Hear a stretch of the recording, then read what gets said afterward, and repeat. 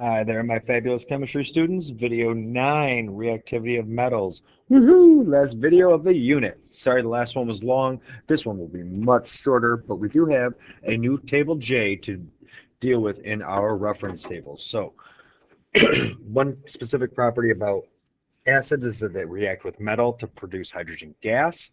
Table J is going to help us figure out which metals are going to react faster and rank them as far as reactivity. So, according to Table J in your reference tables, any metal located above H2 will react with an acid to produce H2 gas and a salt. So let's find that here. And there's H2 down here. Any metal above it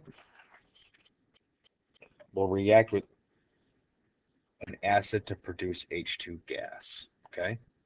Now, the H2 is also not a metal, we know that, but sometimes every once in a while, H2 can act like a metal, even though it's not. Okay, so general reaction, metal plus acid equals hydrogen gas and a salt. So this is no longer a double replacement reaction. It is what we call a single replacement. So now it's going to go to ZnCl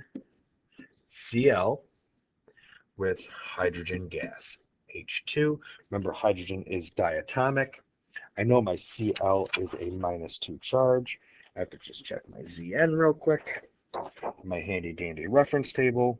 I see Zn is a +2. So that's going to go like this. Remember, the +2 is going to cross down to the chlorine. Beautiful.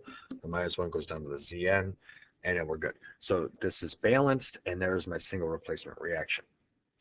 Okay, so now here it says, of the 4 types of reactions that we have learned, this is my single replacement. Example, blank, blank, and blank do not react with acids because they are located blank. Okay. Okay, so H2. So that up top it said, anything activity series based on hydrogen standard, H2 is not a metal, but everything below it does not react to form a hydrogen gas. So that is Cu, Ag, and Au.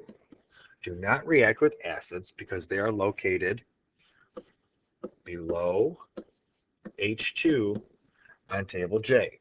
Notice that these are the metals used to form my jewelry.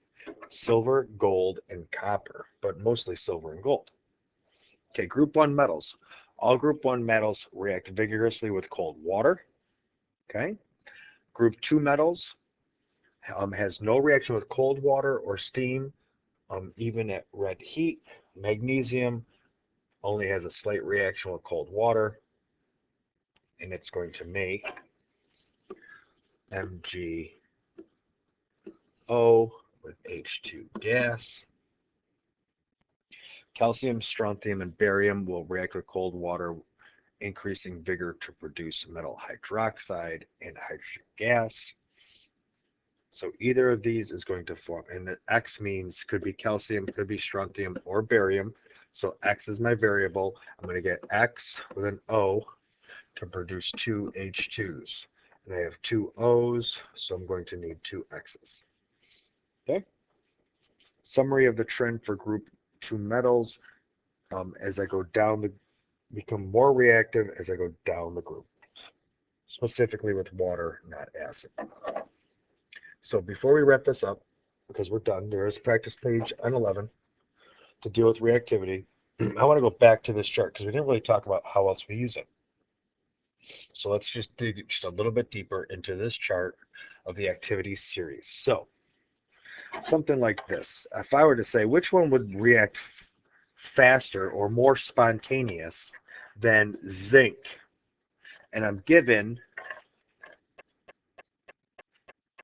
cobalt, iron, chromium, and calcium. Calcium is higher, so it's most. The answer would be calcium. So calcium is going to react faster than zinc. Lithium is going to react faster than calcium. Okay, now for nonmetals, FCl, Br, and I2, that is all the halides, group 17. Fluorine is going to act faster than iodine. smaller, closer to the nucleus. So this is how we read this chart. I can tell which one's going to react faster and which one's going to react slower based on which one's higher. And I don't really have to remember that because remember up top it says most reactive. Most reactive is going to react faster. So knowing that, we can now go back and do practice. Page 11 of our practice packet. We can use table J to predict if a metal will react with an acid to produce hydrogen gas. It's got to be higher than hydrogen on the list of activities series. 5.5 minutes. See you in class.